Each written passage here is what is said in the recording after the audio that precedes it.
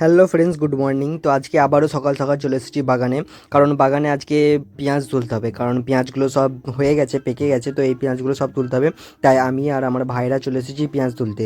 তো আমার চ্যানেলে ফার্স্ট ভিডিও ছিল এই পেঁয়াজের বীজগুলো লাগানো। আমি আর দাদু মিলে লাগিয়েছিলাম এই পেঁয়াজের বীজগুলো।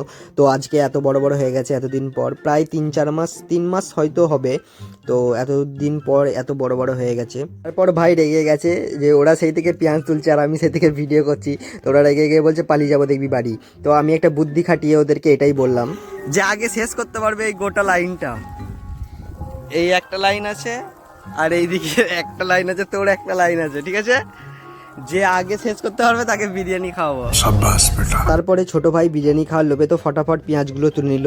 তো আমি তো মিথ্যা কথা বলে সব কাজ করিয়ে নিয়েছি ওদেরকে দিয়ে। তো এতগুলো পেঁয়াজ হয়েছে, তারপরে বস্তায় ভরে আমরা এগুলোকে নিয়ে বাড়ি চলে গেলাম গাড়ি করে।